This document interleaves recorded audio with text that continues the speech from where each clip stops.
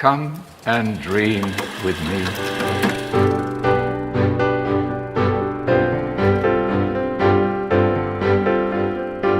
Hello and welcome to What Do You Want to Watch, the Explosion Network's premier media podcast. Every fortnight we get together to talk about movies, TV and online content and help you answer the question, was the female-led Ghostbusters just 2 years too early? I'm your host Ashley Hobley and joining me today, Dylan Blight. Hello! I like that movie, so that's fun. And returning, Nicholas Pryor. I didn't even give that movie a chance. I didn't think it was terrible. It's better than Ghostbusters 2, so I don't fucking... I prefer Ghostbusters I like 2 Ghostbusters to 1, to be honest. 2. But I probably watched that more times because I feel like that was on TV more. Oh, well. Yeah, I think I've seen Ghostbusters 2 way more times than 1. Oh, really? Especially I reckon up. I watched Ghostbusters 1 like 5 or 6 times before I even like touched 2 as a kid. Ghostbusters 2 is so much more scarier too, with that dude in the painting. You reckon? Yeah. Yeah. I reckon 1 scared me when I was a young kid with the dogs and everything. When the gate opens at the end when on the roof, that part scared the shit out of me as a kid. Yeah, that would... But I don't think I appreciated the gate and the key till I was much older. Nice. Not everything's sexual, Ashley. Get your mind out of the bloody gutter. That was the whole point of the thing. Anyway, Nick, you haven't been here for a while, so we're just going to run through what's been on your watch history lately. Okay. All right. So you watched The Drop. What's The Drop? He's like, I don't remember. Oh, I don't right, fucking okay. remember. This is how forgettable it was. It was a movie. It was the last movie James Gandolfini did. It was with Tom Hardy. Him and James Gandolfini and Tom Hardy own a bar, and one of these there's all these bars around New York where they drop all the like illegitimate money at the end of the night to like be collected, and then it's all different ones around the city, and then this one gets robbed and they have to get the money back, and then spoilers for people that are interested. James Gandolfini was in on it, and yeah, it's so forgetful. It was really pretty bad. Literally so forgetful. Yeah. Yeah. There you go. I was like, fuck, what did I watch? The Drop? Yeah. All right. I bought it a long time ago on special and only got around to watching it because I couldn't find anything else to watch. Well, you also watched Where the Wild Things Are. What did you think of that? I didn't finish it. You didn't finish it? You're a terrible person Yeah. and you're fired. I really did not like that movie. My favourite movie of the year. Whoa! That little kid was an absolute shithead and I could not tolerate him. He's supposed I to had be to a turn it off. shithead. And I couldn't tolerate it. I had to turn it There's off. an arc to his character. I don't care. I couldn't deal with it. I hate shithead kids in real life. I'm not going to put up with it in my media. Good luck if you ever have a child. Because Oh, they're all man. You won't be a shitheads. shithead. Someone's They're going to be all up for adoption. Shitheads. All kids are shitheads. Mm, You were a shithead? Guaranteed No, at I some wasn't a point. shithead. Guaranteed you were a fucking shithead. Are you talking to Ashley? You'll never think know. you are. You'll never know who I was talking to. all right. You also watched Secret Life of Pets, I did. which is surprising because you've got a thing against animated movies. I don't have a thing against animated movies. There's a thing against anime. Anime is different to animated. There's only one good anime thing. Well, tell them what it is, Nick. Neon Genesis Evangelion. Yeah, that was alright. It was, I don't know, like every other, I guess, DreamWorks animated movie, like the same kind of arc, redemption. Like, yeah, it was fine. It had its moments, but you won't die from watching it. I'll give you that much. Will you die from watching Ghost in the Shell? The Scarlett Johansson version. Yeah, I didn't mind that. Like, the plot was pretty bare bones, but it had enough going on visually to keep me interested. Yeah? No. Yeah. No? Dylan says no? I What really about... didn't like it. What about Hell or High Water? That was really, really good. I think that's my favourite of the trilogy, I guess. Yeah? Of the... Yeah. I mean, James Sheridan is the writer. He wrote Sicario, Hell or High Water, and Wind River. They were, I guess, touted as a trilogy, I guess. Well, not really. Now that Sicario's got a sequel. No, you can kind of put Hell or High Water and what was the other one again? The Jeremy Renner? Wind River. Wind River. You can put those as a sort of two of a trilogy, maybe. I don't know. Yeah. Third one coming. I mean, it's kind of like a noir western kind of thing where two brothers are robbing banks to get money to buy their mother's farm that's like defaulted, and it ends up finding out it's got oil on it. So he's setting up his family, and it's just like just documenting their robberies, and the cop, which is Jeff Bridges, trying to track him down and stuff. Cool. That is also, side note, note on that, Ben Foster, best movie he's done. Oh, yes, Ben Foster. Best movie he has done is that movie. Yeah, I'd agree. Yeah. Well, yeah. Because he typically plays the same sort of character. Yeah. Everything from like, well, I think the first thing I ever saw him was like the X-Men or whatever. He was Angel in X-Men. Yeah. Yeah, Angel or something like that. And then he played the same sort of roles in everything afterwards. Yeah, well, he was in three. This is a similar sort of character to what he normally plays, but I feel like it had a lot more depth to the character. Yeah. Yeah. Cool. Let's go to the other end of the spectrum. This is the movie I've most wanted to hear you talk about since you've been gone. The Dark Tower. Oh God, I just want to erase that from my memory. To be honest, Why'd That you was an watch it absolute anyway? Because I'm garbage pretty sure movie. at one stage you was telling me that you were never actually going to bother watching it. I don't know. I just feel like there was enough time passed to, I don't know, give it a go. And I think we were just in a mood to watch movies that night, and we watched a couple in a row, and that just happened to be one of them. It was absolute garbage. What was wrong with it?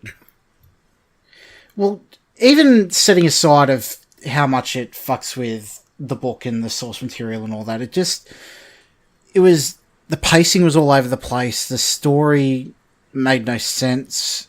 Matthew McConaughey was bad in it, and the kid was annoying. It was just really, I don't recommend it at all. Idris Elba good at least? Idris Elba was serviceable. Like, he wasn't bad, but it wasn't anything stand out. Not looking forward to the television. Are they still doing a television series? Oh, Who knows what the plans knows? are now? I'm pretty sure it. I mean, I'll give it a go. I reckon it'll work better as a TV series as opposed to trying to condense it all down into a movie. But I don't know. I don't see it going too great. All right.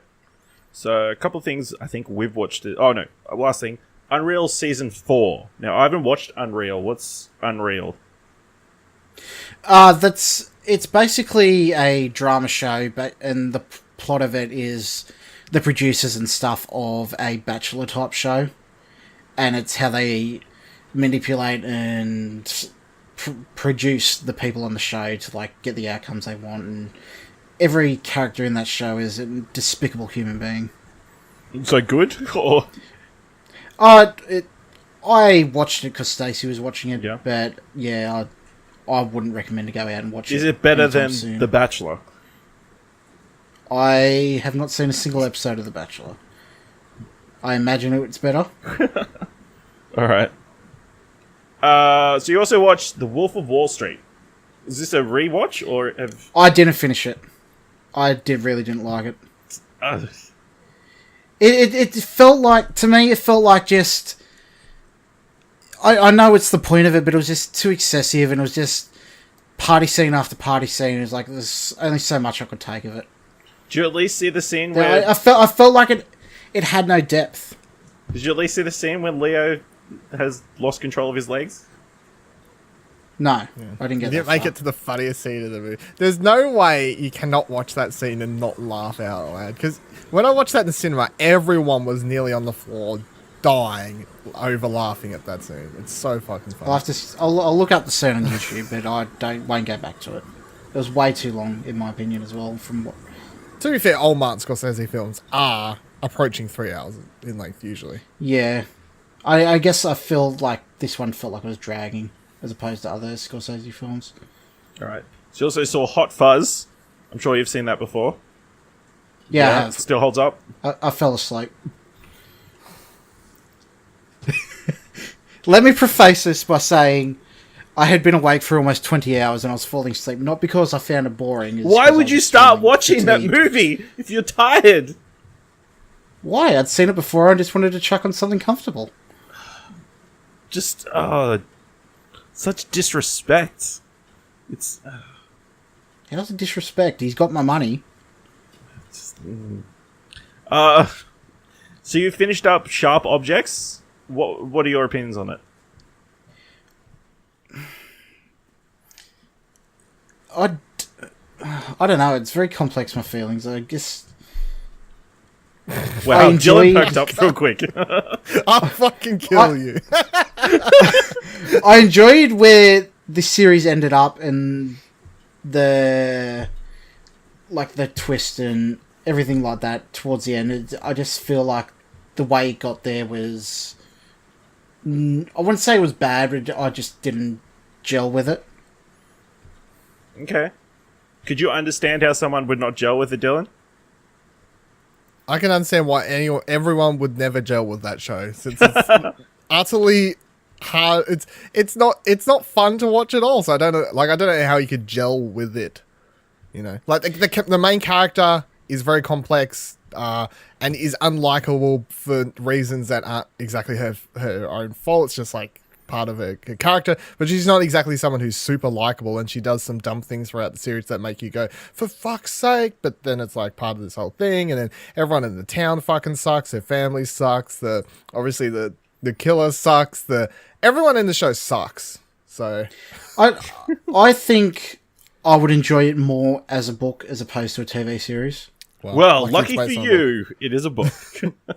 I know that, so I'm going to read it and see if I enjoy it more. Okay. Well, I can tell you, I haven't read the book, but I've looked up differences. Yeah, I've looked up the Like, there's a few differences, as well. but I think the main thing is it's all told from one point of view, I guess. You know, Yeah. they don't cut away for any of these certain scenes they do in the show. Cool. And you also watched season 2 of American Vandal. What was your take on that? It was fine. Had you seen it? Yes, I loved it. It was great. I believe You he did? said, better than the first season. So good. Ashley Hobley edited a rating. Editor's award, whatever it's called. Editor's approval. I don't know. Yeah. I think I enjoyed the first season. I think this is on par, but it just felt like more of the same to me. That's fair.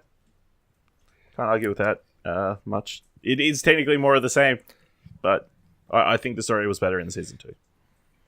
And it was... I disagree. Okay. We can agree to disagree.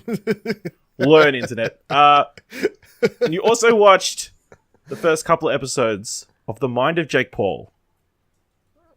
Oh god! I haven't touched that because I'm like, I've Paul watched every is- episode so far. I'm like, he's a piece of shit. I don't need to watch him humanized. You know what I mean? Like, I don't. I'm on Why that not? side of the. I'm on that side. Of the But camp. That's where what I if he's play not a Paul. piece of shit? Alright, is he not a piece of shit? No, I get the impression he's still a piece of shit. But Thank you. I'm not watching it. Continue. Yeah, no, it's absolute. I don't know. It's just garbage. I don't know how else to explain it. so how many episodes did you get in? 3, I think. Okay. So we'll start off with, there was a big controversy around episode 2 because the Yes. basic plot premise, the original premise of the series was Shane Dawson, who's a big YouTube star, gets each of his videos now gets like 13 million, 12, 14 million views. The premise was to find out if Jake Paul is a sociopath. Not psychopath. And in the second episode, he talks to a therapist, and they go through what traits a sociopath has, and he's like edited it to be like horror movie-esque, like cutting like horror movie scenes, like people in masks and stuff. It just was not great.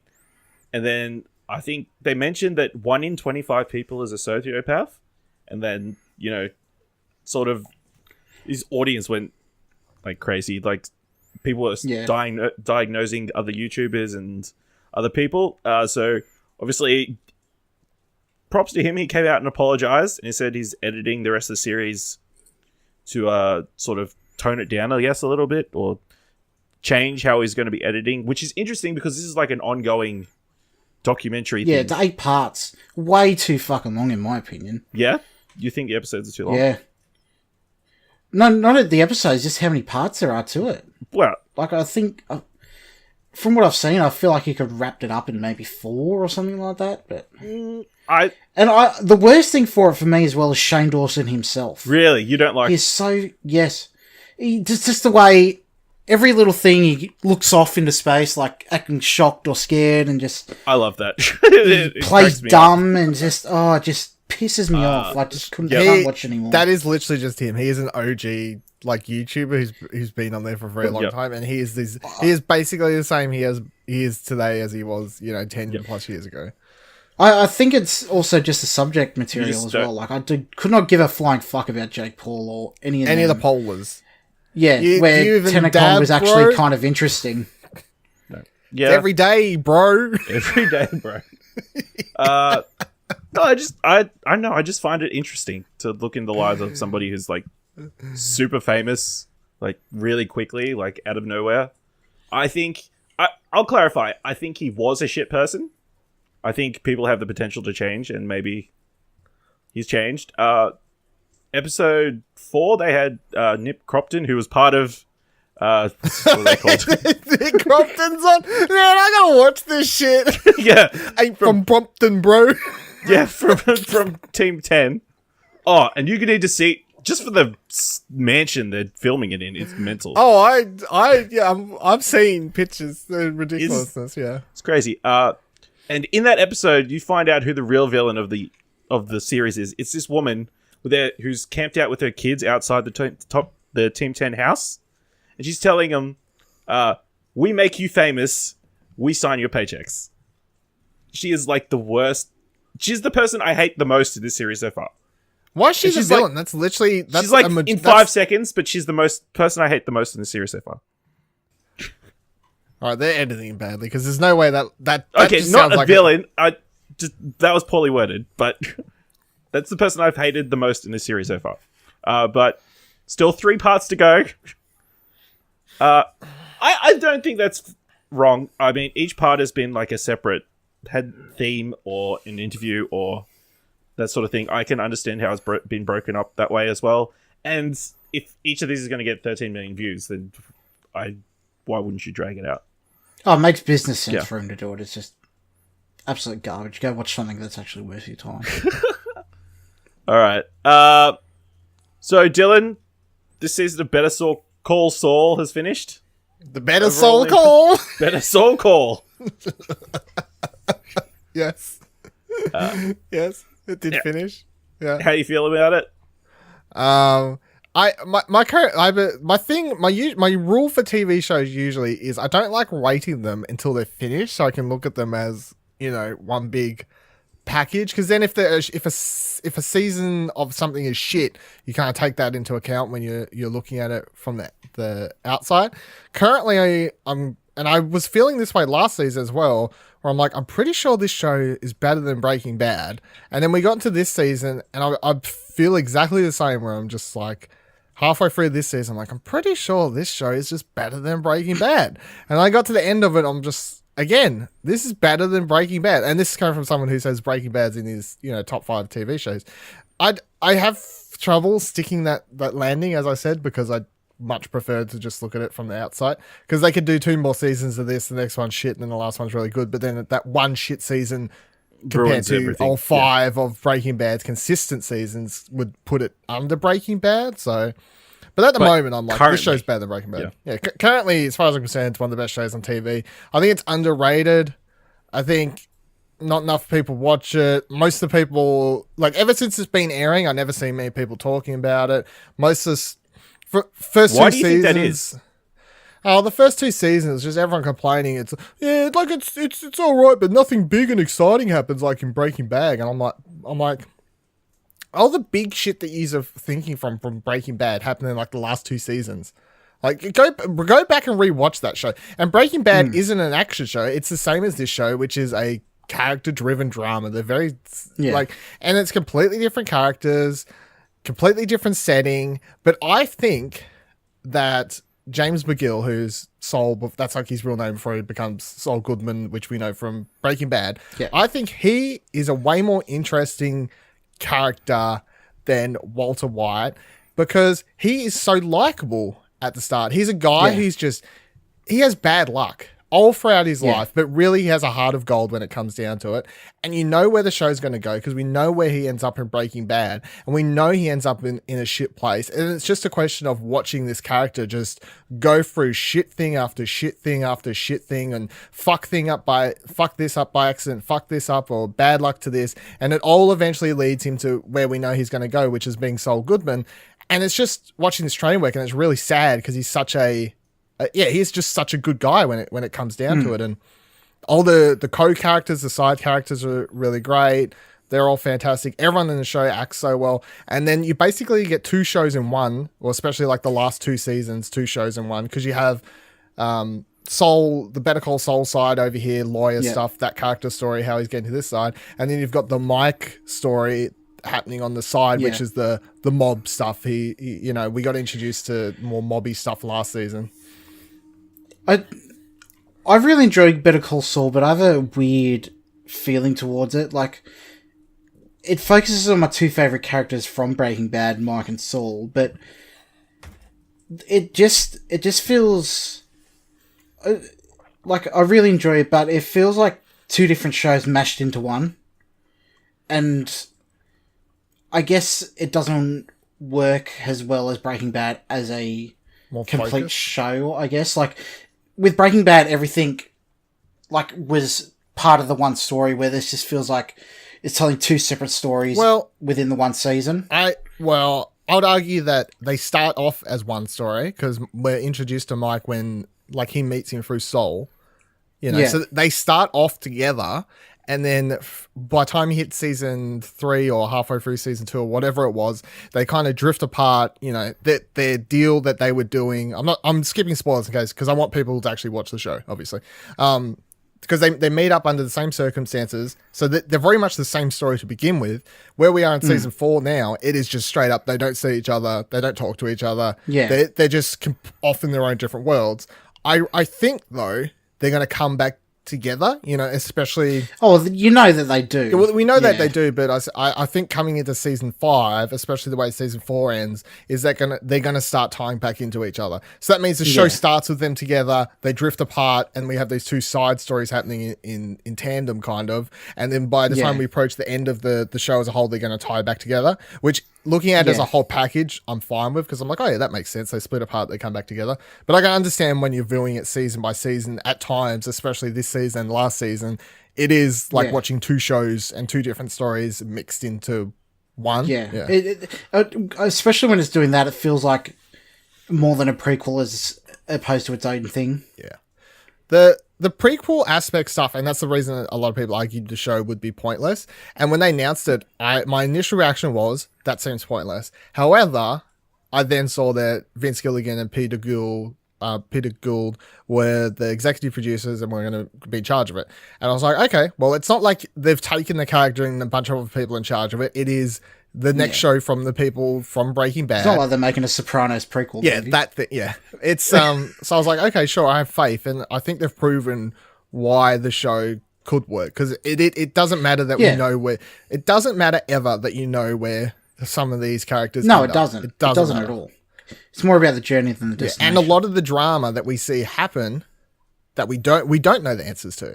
A lot of stuff with his brother Chuck, what happens to him? A lot of the stuff with Kim, we're like, okay, she's not with him in Breaking Bad, but what actually happens to her?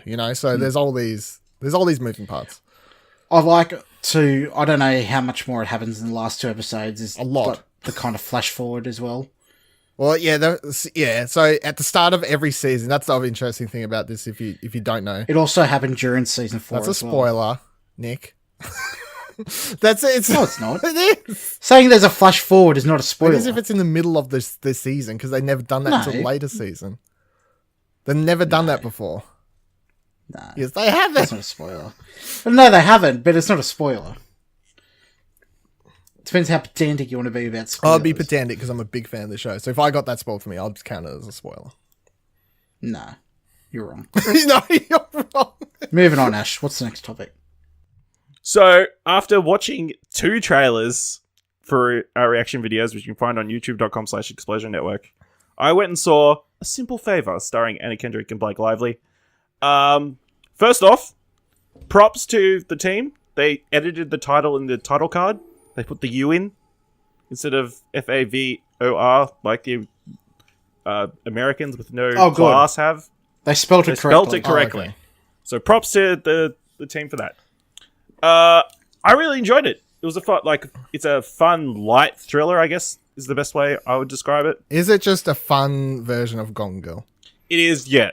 I think, I haven't seen Gone Girl, but from what I've read after it, it's sort of like a satire, sort of Gone Girl. Like Scary Movie. Yeah, sure. Like scary movie. Is there someone wearing a Ghostface mask at some Scream mask at some stage, just being like, dude?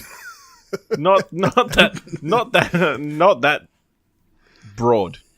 Okay. Yeah, there's a lot of what the fuck moments, I think. Like really that character's like that.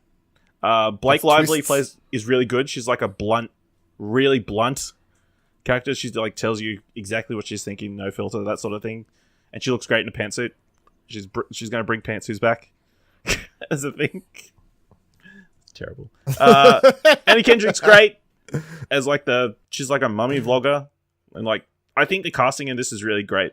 Like a lot of the cast is really good in the roles they're playing. There are a few like plot holes towards or confusing motivations towards the end of the film. And it seems to like just throw twists in there for the sake of having twists, but yeah, it's a fun experience overall, and you should check it out. I don't know if you need to go see it in the cinema, but I'm gonna watch it at some stage. yeah, watch it at some stage. It all makes sense. Okay. So I guess in hindsight, their advertising trailers worked. There you go. Yeah. Also, touch on this. Me and Dylan have both watched the first episode of Doctor Who.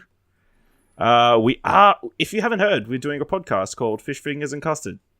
It's a Doctor Who reference. So you can go to explosionnetwork.com, find that episode to see our thoughts on the first episode. Maybe I'll cut in a bit of the episode here.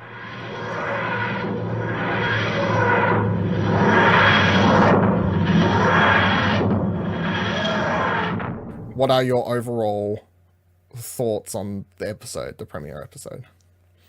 Yeah, I thought it was pretty solid. Obviously, it's a bit tough. They had to introduce like everybody, so there's 4 new characters really, and then have a storyline to go along with it. It would left me on a positive note. I guess that's the best thing you can say about it, and that's what it needed to do. Like at the end of the episode, you're like, yeah, I want to see more of this Doctor and her friends. I honestly feel like the best first now I really like Matt Smith's first episode. Obviously the show is called Fish Fingers and Custard, which does come from Matt Smith's first episode as the Doctor. But other than that episode, I would say the best first episode any Doctor of the new era has had is Christopher Eccleston, but because it is a rebooted era, just because he runs in there and says basically just run, and that's like such a it's like a very kickstart moment for what Doctor Who would be from then till now kind of thing, I guess, in the very moment. But other than that, I'd say most of the first episodes of New Doctors is I like Tenets. Like they're never amazing. Not great episodes, but they've got good moments. And they always feel weird. They feel better on rewatches, is the thing. Yeah. Because the first time you're watching them, you're always like, once you're cast, like after you watch the whole season, Doctor, you go back, you can enjoy it more. But I feel like the first time it's always like, you're trying to get a feel, which is weird because I mean the Doctor is the same character, but every time it's like, do I like this person because it's new characteristics and everything like that. And the Doctor in the first episode is rarely the Doctor that we end up with. Like that's true. And even if you look at the last, so Peter Capaldi in his first episode was doing a lot.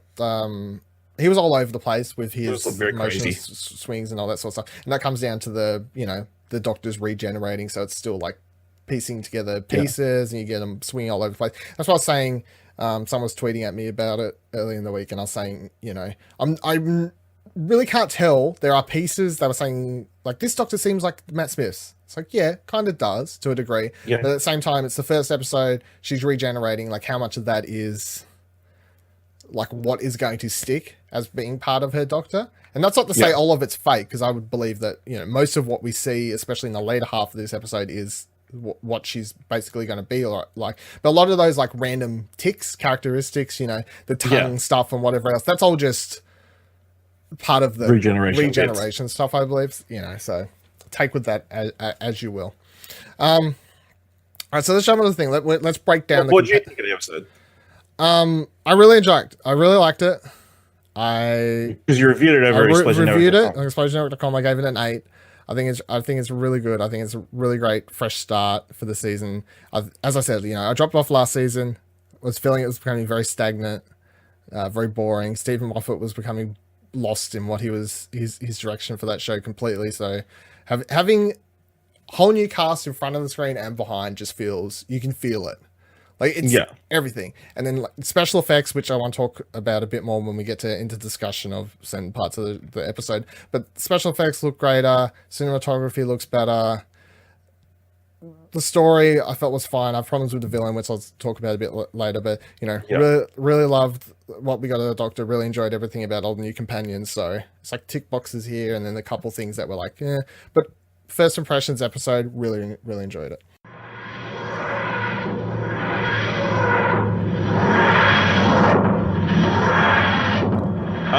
But before watching the first episode, I went back and watched a bunch of like the 11th Doctor, because I think that's my Doctor. What are your guys' histories with Doctor Who? Like, I watched all the way up to Peter Capaldi. I watched a couple episodes. I think the Robin Hood episode of Peter Capaldi is where I just left it and haven't gone back. I didn't get far into that season. I think that was the second like episode of that season. It was just pretty bad from what I saw. What about you, Dylan? What, like the history of Doctor Who and just New Who? Because I used to watch it when I was a kid and when it was on ABC. Yeah. Like they used to have the Tom Baker and whatever else random episodes chucked on.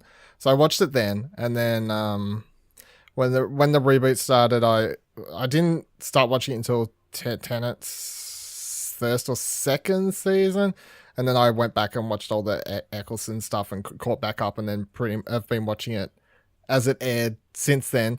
I watched everything as it aired up until Peter Capaldi, and then I dropped off because I didn't particularly like it. And then I went back and I think we briefly talked about this on here, or was it off here? I can't even remember. Yeah. But like I went back obviously in preparation for the new series and finished off the because I dropped off in the last season. You finished off season 10. Yeah, I finished off season 10 finally. Went back, but dropping off that was the first time I wasn't watching the show as it aired since the first or second season of Tenet, which kind of said something, I guess. And it's not that I hate his Doctor in particular. It wasn't him. The stories and the writing... Yeah, the stories were too campy. They just weren't good. And that's why it was like, okay, new person's coming in to be charge of the show, new Doctor, everything like that. Just a whole new people in front of the screen, people behind the screen. Everyone's just gets shaken up, and it's like... Yeah, good. I feel like that is necessary considering... It was a soft reboot. Yeah, I'm like, I feel like that was definitely necessary. Yeah. I didn't get into Doctor Who till, I think, midway through Matt Smith's, like, tenure. Like, a couple of my friends were, like, super into it. So I, caught one episode which had, like, a massive spoiler in it. It was A Good Man Goes to War. All right, yep. Yep, so which...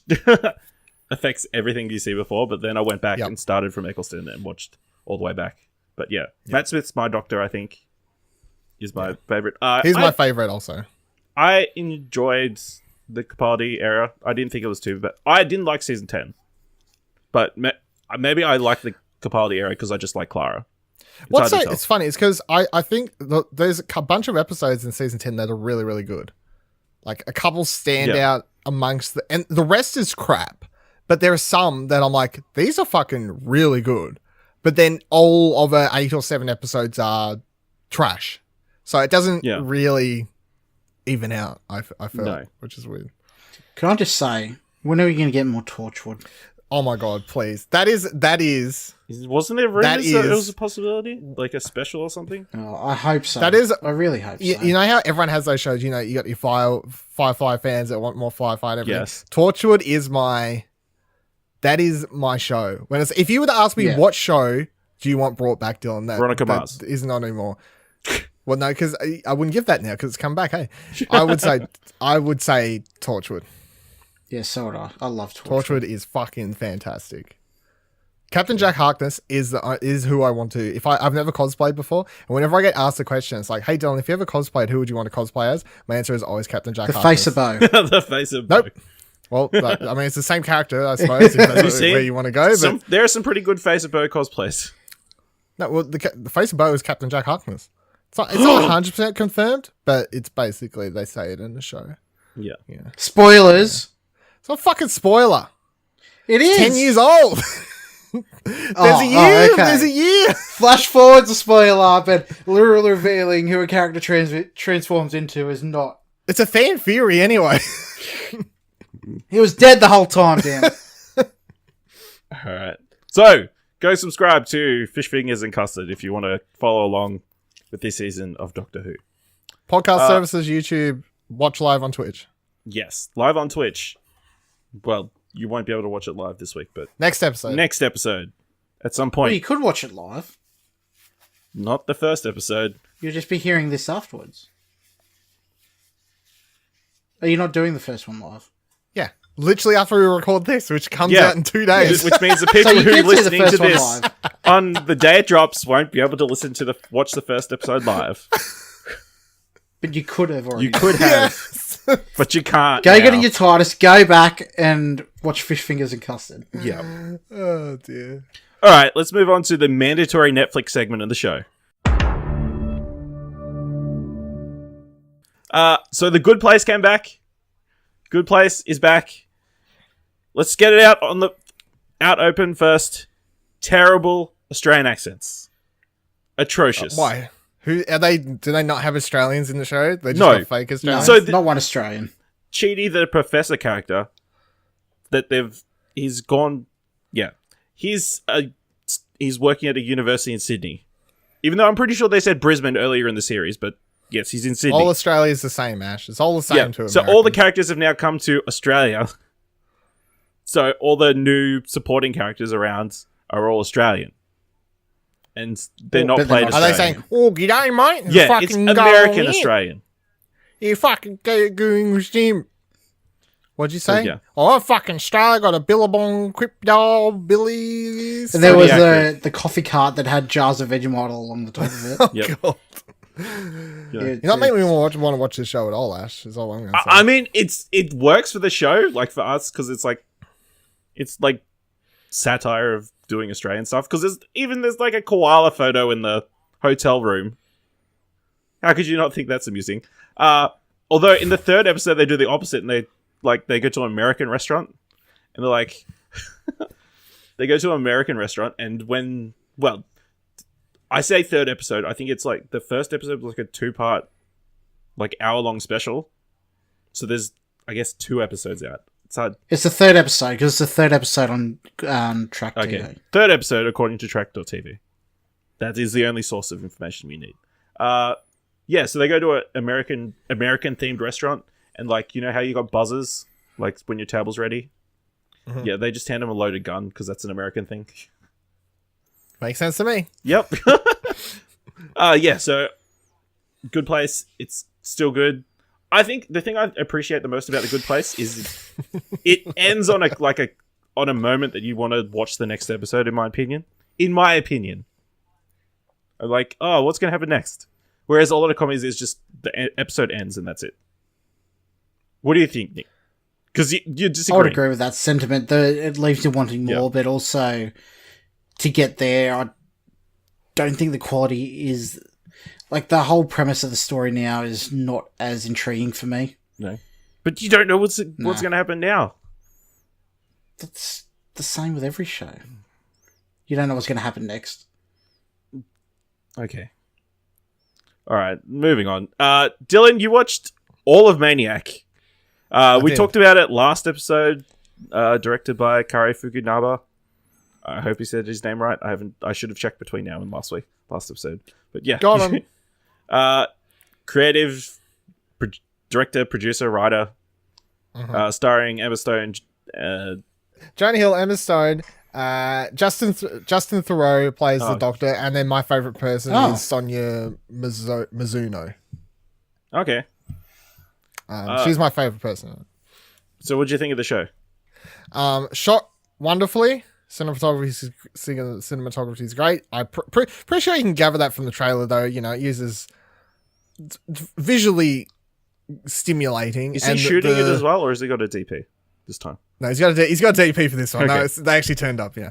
And it's productions, the way the world looks also helps because it's this weird, it's set in the future, but it's like the future got stuck in the 70s or something. Like it's this really weird. So there are robots and like there's neon signs out in the background of apartment buildings. And yeah, it's like Fallout, but like crossed with like Blade Runner or some weird shit. Like there's not flying cars, but you know, there are robots and whatever else happening and stuff like that. But at the same time, yeah, the way people dress, the way the technology looks in times, like the computers and everything, you know, they walk into these big fancy computer labs and they have these, like, it seems like something out of 2001 A Space Odyssey at times, kind of like production design. And then all of a sudden in the background, you've got like 70s-esque computers that just have a bunch of blip, blip, blips, flashing squares happening across it. That kind of thing. And then, yeah, the way everyone dresses is very 70s inspired attire. The show is very weird. I would describe it as a black comedy. I'm not sure if that's the way they would go about describing it. It is, when we watched the trailer, because we did a react for it, youtube.com/Explosion Network, I presumed it was going to be something of a horror movie or a thriller or, you know, somewhere in that genre. Yeah. But it is actually quite funny if you get the humor, I guess. And they are trying to be funny, you can tell. But that's why I say it's black humor, because at the same time it is very serious at times. And they have a lot of serious things in it, especially to do with both the main characters have dark backgrounds, and when they delve into that stuff's obviously serious, but at the same time it's just very weird at times and just odd, especially like Justin Theroux is fucking fantastic, and a lot of the comedy does come from his character in particular. But Jonah Hill I found really weird in it. His character, the way it's written it's not him, it's just the way the character's written, and the part is just like he's very quiet and like mumbly and like one emotion, and at times it's like, can you fucking speak up, Jonah? Mate, can't hear you over here at the back of the room, you know, get it on. Emma Stone is, yeah, she's really good, but as I said, my star is Sonia, who is the one of the other main doctor, like the assistant or partner, whatever you want to call it, to Justin Theroux's character. She is most known for being the dancing partner in Ex Machina to what's Poe's actor's name? Forgot. Oscar Isaac.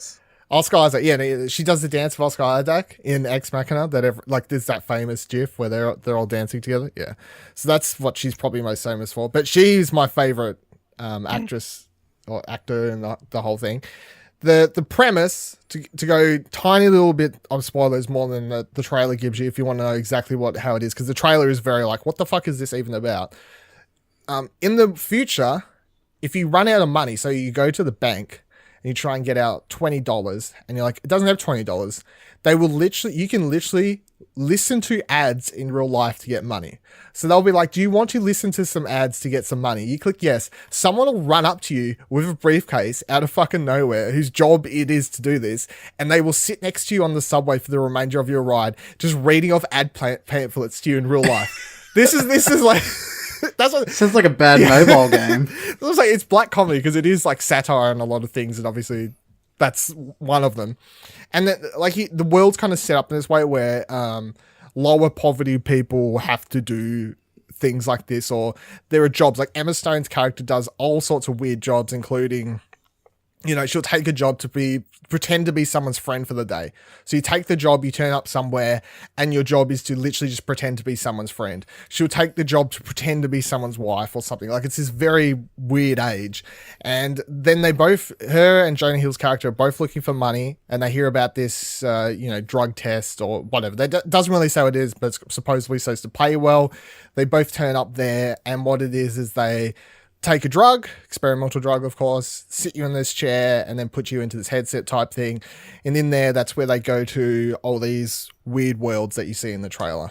That's where it all happens. And then from there, obviously, stuff gets weird and interesting as stuff happens, but that is the general premise. I would say it's worth watching. It's very bingeable because it is all written and directed by the same person, which means that it flows very well. It's got the same sort of style. It just flows like a very long movie, I guess, and then the episode lengths also have that entail. First episode's like an hour. I think the finale was like 35 minutes. Somewhere in there was a 27-minute episode, which means while you're sitting there watching, you're like, oh yeah, I've got about 45 minutes. So if I can fit another episode in, you put on the next one, it's like 20 minutes and over, and you're like, the fuck, I guess I'll watch another one. Next one's 50 minutes. You're like, well, I was trying to finish by now, so. But I think it was good. It's definitely, I wouldn't say it's one of my favorite TV shows of the year, but it is enjoyable. It's got its things about it that I liked. Some weird things I didn't like, but spoiler stuff. Cool. So I've got 2 more movies that I want to talk about from Netflix. The Land of Steady Habits. It's a Ben Mendelsohn film. Starring Ben Mendelsohn. Went to Sundance, that sort of thing. Is he a bad guy? He is young retired financial worker who's left his wife suddenly. He's a bad guy. Kind of. Yeah, it's not great. He's super unlikable. It's just there's nothing happens. Like, it just plods along. There doesn't seem to be any point to the film. Bunch of different characters who like only get who are barely developed at all. Yeah. And I like Ben Mendelsohn and stuff. It's also got Thomas Mann, who I like, and Connie Britton. But yeah, it's kind of meh. I don't know. Kind of, yeah. I'm sure somebody will get something out of it, but it didn't work for me. And the last thing I want to talk about is Next Gen. Have you seen the trailers for this? Because I feel like this movie's been shoved down my throat. I have seen a picture for it. First I've heard really, about it. because I've been inundated with YouTube trailer ads. I feel like this is based. That's that Ben 10 looking. It's like based on your viewing history, though. So what's that say? Yeah, I about you? guess maybe. All I get is ad for porn. What's it say about me? But I've seen a lot of posters and stuff around as well. So we don't live in major cities like you do. it's true. Mm-hmm. Major cities like Brisbane. It is a major city.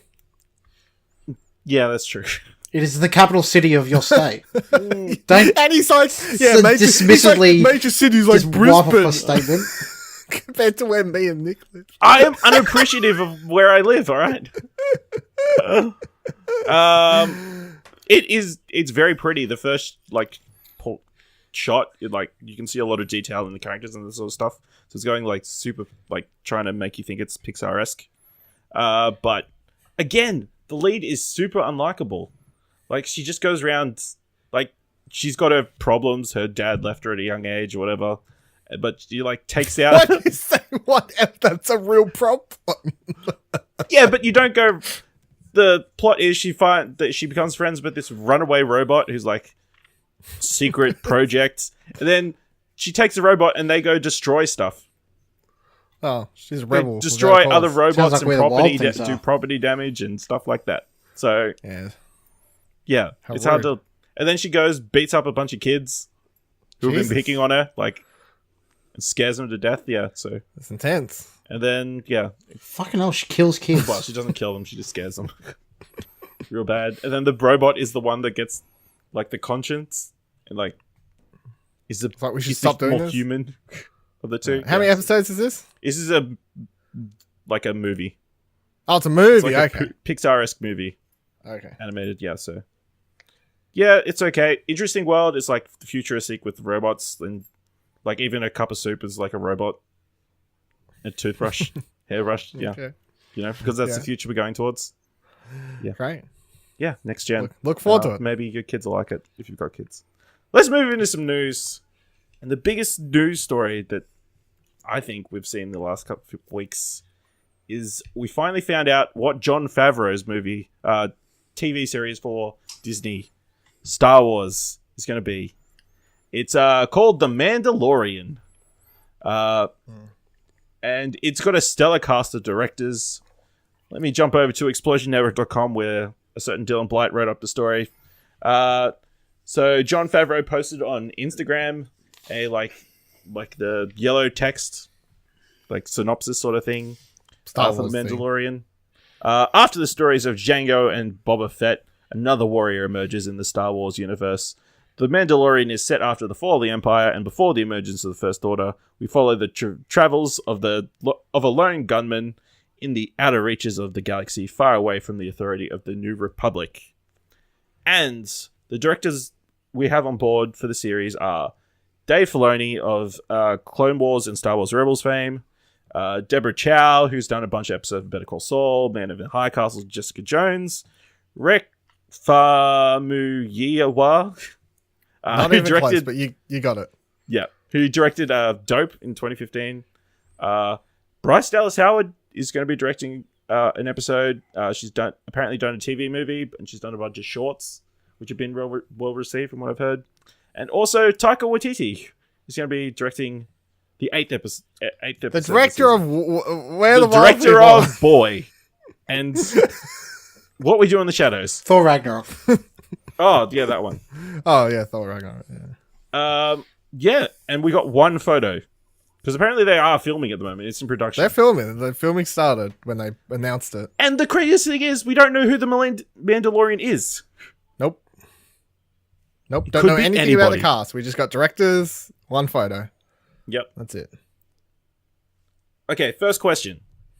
Is he going to be in the suit the whole entire time? Are we never going to see his face? No, he will get out of the suit all the time. Okay, second question. Dylan, what do you think? I'm not too fast at the moment because Ooh. I don't like the name. I think it's a pretty boring name. The Mandalorian. I'm like, okay. Will he be an actual Mandalorian? He or she? Yeah, I think it's possible that they're an actual Mandalorian. Well, the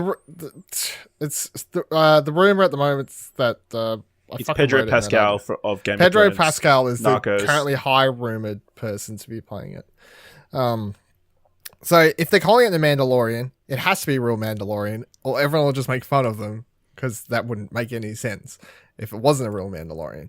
We now know what the Mandalorians were doing thanks to Rebels, kind of throughout that era, the original trilogy era, and they were pushed under the rule of the Empire and pretty much were fighting with the Empire, and then they have the whole thing on Rebels where they fight for the planet and all sorts of things. But there are obviously Mandalorians that could be the real Mandalorian.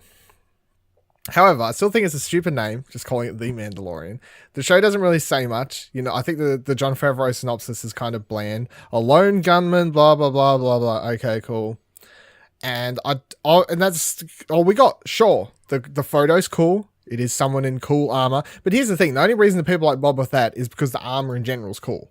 That's my thing on it. So this character looks as cool as Boba Fett does because in general, Mandalorian armor just looks cool. It's designed fucking cool. It looks cool. Put that armor on anyone. It looks cool. If there's one thing that that's it, Mandalorians full know stop. how to do, it's to look cool. It's how to look fucking cool. Yeah, that's right. So I need to know more about the story. I need to know, what exactly the bigger premise is outside a lone gunman, blah, blah, blah, blah. Is it an anti-hero? Is it a legit bad guy? Is it a good guy? I don't know where the bar is, I suppose. Yeah. So at the moment, my excitement level is it's Star Wars. So yes, I'll watch it either way, but it's not above that. It's just, yes, it's Star Wars. I'm interested. What about you, Nick? How are you feeling about this? I'm about the same. I'm going to watch it, but I'm not jizzing in my pants over it. I feel like I said that more eloquently, but Yeah. Look, I like to talk real talk, speak to the people, Yeah, I'm intrigued. that cast of directors is impressive, to say the least. Has Dave Filoni done any live action, do you know? Not that I'm aware of, no. However, I think he's proven his chops. Yeah.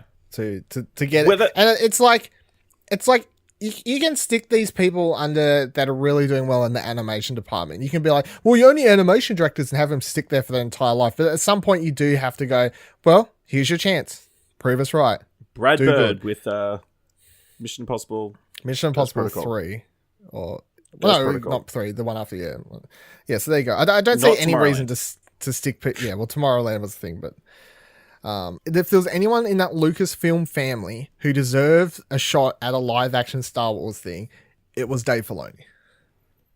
Yeah. So and apparently this isn't confirmed. They did have another leak or rumor was there was leaks or rumors about who's doing what episode, and apparently he's rumored to be doing the first and the finale or something like that. No, I think the first and the second, the semi finale, and then Taika's doing the finale. He's doing the last one. So he's doing 2, which is more than anyone else. Yeah, if that rumor. No, I think a couple of them are doing 2. Okay. Yeah, but sorry. How many episodes is it? 8 episodes for season 1. 8. I'm intrigued. From that list, I wonder if it's going to be like a bunch of standalone episodes. Like, there's not going to be like a running through, like, plot, possibly. Like an anthology-esque. Each director gets to do their own thing. I don't think they'd be that adventurous for the first live action Star Wars TV show. They want people to subscribe to this over and or with Netflix. It's just a bunch of 1-hour movies. And they're throwing the money at this. It's going to be more expensive than Game of Thrones, so I guess... That's why it's only 8 episodes. That's why it's only 1 episode. Franchise. Although Disney's got enough money, they could do like a bunch of episodes. But I think it's fuck you, money. What's most interesting about the directors list, obviously, is there was only one TV director in there, and by that I mean, so it's like a bunch of movie directors, Bryce Dallas Howard, who is a newbie to it, and then you've got Dave Filoni, newbie to this particular type of filmmaking, I guess, and but the rest of others are like filmmakers, and then you got one TV director. Most TV shows, most TV shows, you look at the directors and you look for them all, and it's people who do, TV. 2 episodes of this show, 3 episodes. That's they roll around TV shows season after season after season, 1 or 2 episodes every season throughout the TV filming schedule. But for some reason on this, they're just like, we'll have one of those people, which is the girl, I can't remember her name, whoever you just said, who does Bryce Dallas Howard. No, the director Deborah Jessica Jones, Better Call Saul and all that sort of stuff. She's like the only one on that list who's a TV director. Interesting theory that I heard chucked around, because I believe Jon Favreau like voices a Mandalorian in the Clone Wars. Is that correct? I don't remember that, but sure. He voices a character in Solo. I was about to say he does a voice in Solo. He does Pre-Vizsla of the Death Watch, leader of the Death Watch. I didn't know that was him, but okay. Okay. So I forgot that was him. Yeah, so I've heard that possibly the reason the Clone Wars is coming back because it has some sort of ties to. It could potentially have ties to the Mandalorian. Well, yeah, it wouldn't surprise me. It will.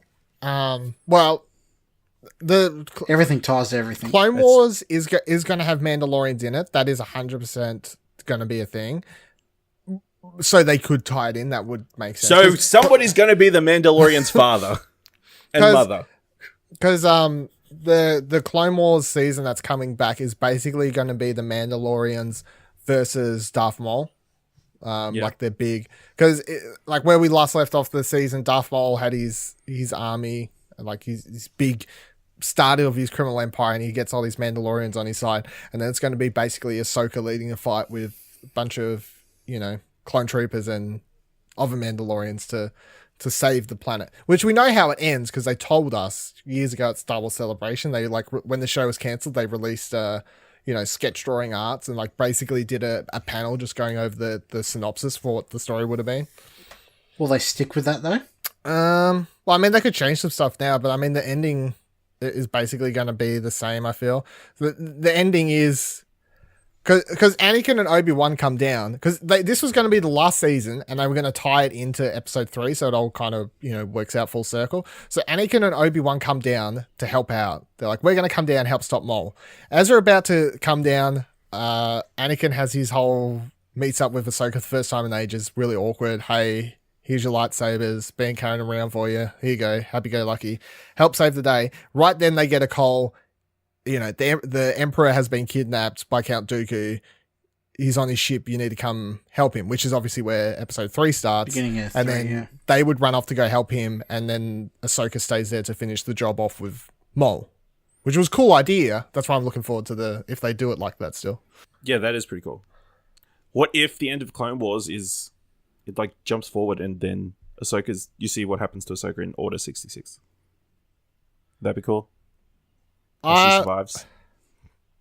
We know Ahsoka survives.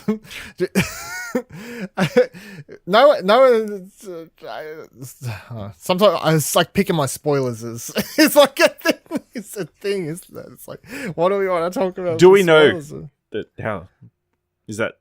Or is it do we know that she survives Order 66? We know that she survives as far as past episode 6. Yep. Spoilers. There you go. Yep. Well, so get out there yelling, but I thought Luke was the only Jedi left alone. Yoda was wrong. Ahsoka's not a Jedi. What? She's a non-character. Okay. Let's continue with the Star Wars news. And for all you haters out there, Kathleen Kennedy has signed on for another 3 years as head of Lucasfilm. Of course, there was all the speculation after Solo, a Star Wars movie, grossed $392 million and resulting in a $50 million to $80 million loss for Lucasfilm. But it looks like she's going to stay in charge. I realize now that I missed talking about watch history. Nick talking about Solo. Oh, you finally watched it. You finally watched it. I did. What? And you had a positive reaction, I believe. I did. I enjoyed it. It was better than I was expecting it to be. Yeah. So it's your fault that they had such a loss. You should have seen it in the cinema. Not really. It's their fault for putting out garbage trailers. We've covered this before. So do you think you're happy with that decision? Here's my reaction to Kathleen Kennedy news. I have never seen so many sites, podcasts, blogs, and YouTubers who would never normally talk about this side of the movie industry news talk about this side of the movie industry news. It is fucking amazing. Like, this is like when you can tell something's hit a echelon. It's like, we're talking, Kathleen Kennedy stays on the press. I'm like, would you ever cover this sort of news story before? No? Okay. Okay, there you go. This is a non-news story to me. She you don't fire someone in her position because one fucking movie fails while everything else is still doing fucking ridiculous. But The Last Jedi, everybody hated it. Or did they? Or did they? That's Rian Johnson. A new study came out that claims potentially that the online backlash against The Last Jedi was amplified by Russian trolls. It wasn't just a theory. The person put out like a several hundred-page document. No, this is basically proved. Yeah, I'm talking about the actual study. So the results of the study show that among those who addressed the Last Jedi directors Rian Johnson directly on Twitter to express their dissatisfaction, more than half of bots, trolls, sock puppets, or political advocates using the debate to propagate political messages supporting extreme right-wing causes and the discrimination of gender, race, or sexuality. A number of these users appear to be Russian trolls. The paper concludes that while it is only a minority of Twitter accounts that tweet negatively about The Last Jedi, organized attempts at politicizing the pop culture discourse on social media for strategic purposes are significant enough that users should be made aware of these measures so they can act accordingly. And then, later in the article it says, whether you consider the 21.9, including political advocates, bots, trolls, and sock puppets, or the 10.5% of tweets expressing a negative attitude towards the Last Jedi, it is clear that the majority is satisfied, more than satisfied, or non-committal in their attitudes towards the film. So we have definitive proof that you people who don't like the film are in the minority. Okay. Still don't like the film. Good. Could I? And I'm just imagining people with socks on their hands Yeah. tweeting. Yeah. Is that what you mean by sock puppets? I guess that's what they mean by sock puppets. That's No, I guess On like the- people on being this, forced to. It's just another word for troll or fake account, I guess. On this whole Russian like troll bot thing, just a quick side note on that. Yeah. This past week, I don't know if you saw it, there was a video going around like a week or two ago of this like big anti-feminist video where this woman was like chucking bleach on people's crotches on trains and stuff. And I was like, can you Yeah. believe this shit? Then like early this week, that got proven to be Russian. Like that was a Russian made video to try and like propagate, you know, a certain agenda and reaction of people. And there was all these articles about it, like, hey, you know how everyone's sharing this round, going like, look at this feminist going crazy, like this is nuts, like, and it was everywhere. It's like, yeah, that is a Russian agenda video, and it's working because everyone's writing about it and reacting to it. It's like, it's crazy that this sort of stuff can happen. This was the same week that this study came out that was like, sure, a lot of people complaining about Last Jedi just were complaining because they really didn't like it. A lot of people complaining about it because they just hate everything about Star Wars apart from the first 3 films. And then there was actually a legit amount of people that were just Russian fucking Like with the exact It's same crazy. amount of people as who were complaining about. The same percentage, pretty much. All I'm going to say is like, Russia's nuts. Yeah, I mean, they got a lot of time in their hands. Like, It's fucking they crazy. sit in the Between cold. They've got nothing else to do. It's crazy. Piss off It's Americans. it just sounds like something out of a made up movie. It's like the Russians are tampering with the election. The Russians are tampering with the Last Jedi. The Russians are tampering with political agenda messages. But it's Sounds like true. a Tom Clancy. We're book. fucked, everyone. What are we gonna do? They're winning. So to news that broke today, apparently Warner Brothers is speaking to James Gunn about writing and possibly directing Suicide Squad 2. The anti-hero movie that was meant to be Guardians of the Galaxy might finally become Guardians of the Galaxy. What were your guys' first impressions of the news? Is it surprising? I don't feel like it's a surprising move. It was surprising to me because I'm just surprised that Disney doesn't have some kind of like exclusivity contract with their current. Well, I guess they technically stable, I guess. fired him, so you kind of lose all... Was he fired? he was He fired. was legit Was fired. he let go? Yeah, Okay. yeah. Okay, I must have missed that. That's what the whole kerfuffle was. You missed that massive story that everybody was... fired. Oh no, sorry, yeah. No, They didn't side bench okay. him after Guardians. They went side bench him for Guardians 3, like come back in 6 Yeah, no, months. sorry, I've totally They were like, forgot. you're fucking fired. Yeah. I feel like we talked That's- about that on this show before. Yeah. I don't know. Yeah, that's how much That was I such a don't care. big story. Yeah. This was news that I didn't see coming, but at the same time when I read it, like you, I think my brain was just like, yeah, that makes sense. That's smart for Warner Brothers. That makes perfect well- sense. Well, they're going after disgruntled Marvel directors because they went for Joss Whedon too. Yeah, That's true. that didn't work out though. So Yeah. No, well, this probably won't work. No. well, I think DC's just doomed to fail. I can see this working. Yeah. As long well, hold on. I'll put fuck that word. I'll put asterisks on this. It'll work as long as the Warner Brother execs and producers aren't in there fucking with him too much. Yeah. You know? If they're fucking with him too much, They just like they leave him alone. appear to do, Let him Yeah. do his job. and let him have it MA or R or something like that. Just commit to it at this stage. DC. I don't think just that, fucking go that'll be for an it. issue. Do you reckon it will be the same? Like, will Will Smith want to come back and do this, or Margot Robbie? Or I'm pretty sure they would have already had Jared them sign Leto. multi-movie contract deals. Yes. I think they'll be legally obligated to. Yes. Whether they'll actually want to, I think. Batista's legally Obviously, obligated Margot to. Robbie's doing Birds of Prey, which is meant to She film- loves her role, so Yeah, there's she- difference there. She'll definitely be back. Apparently, it's going to be in a whole new direction. So, do they bring out together a whole new team, or recast? I don't know. Honestly, at this point, DC could wait. I could wake up morning and they're just like, the only movie that's canon anymore is Suicide Wonder Squad or Wonder Woman. You know, like what? Take your pick. Just they're just like the only movie that's canon anymore is Wonder Woman. Yes, so, and that's it. So when Suicide Squad 2 rolls around and Margot Robbie's the only person in the same role, just that's it. The other one's not canon. And I would honestly just be like, Yeah. you guys try anything at this stage. I don't even care. Do what you need to do. Just whatever.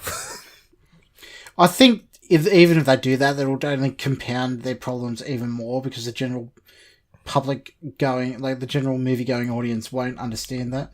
The general movie going audience would get over it, I feel, pretty fast though. Maybe from an outset they're like, this is confusing, but then they still go in and they're like, oh, it's Margot Robbie, because that's the one you can't lose. You can't lose Margot Robbie. That the rest I feel really don't matter. Like, I hope they get back Jai Courtney. Who? Captain Boomerang. Okay. I forgot who the fuck it was again.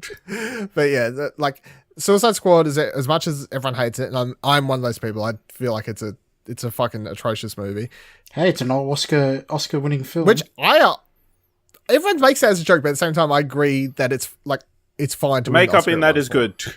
The makeup in that movie is good, so I don't. It's a meme at this stage, but at the same time, I'm like, the makeup was good, and I hate the movie, but I can't argue with it winning. I'm sure best Transformers films have won awards. You don't have to be a good overall movie to win an Oscar. Best Oscar for something that's not related to you being an overall movie. That's not how Oscars or awards work. It's like Transformers, wins best SFX if it wanted to, or if they wanted to give it to that.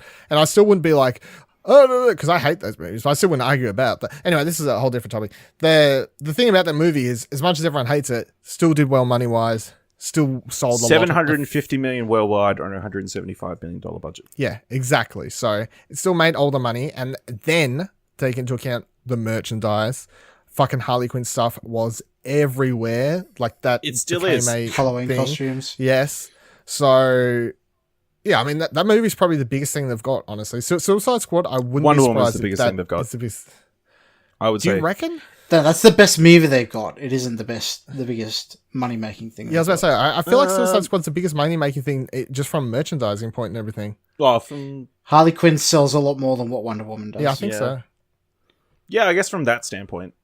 Yeah, I'm not saying I agree with it, but I feel like that's just the way it is.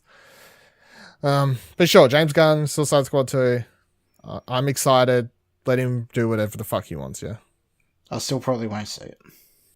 So it looks like Netflix and Amazon have both found potential Game of Thrones replacements. So Netflix has gotten the rights to Chronicles of Narnia.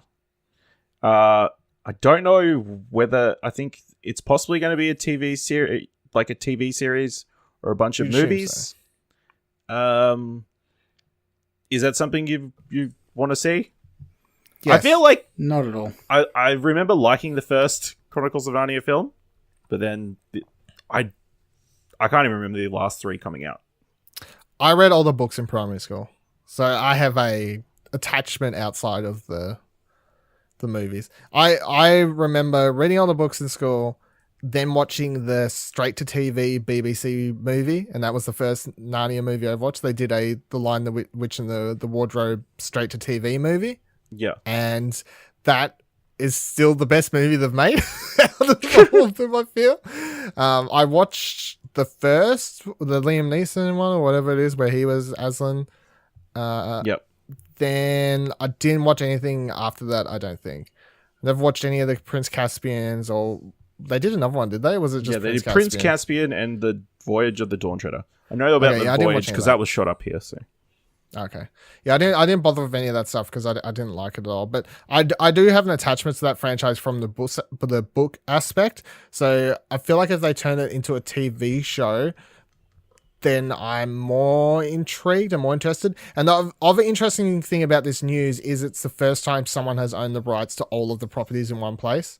There was a weird conflicting copyright thing there at one stage where I can't remember exactly which book or books it was, but different people had the rights to different ones for whatever reason, because copyright is a weird thing.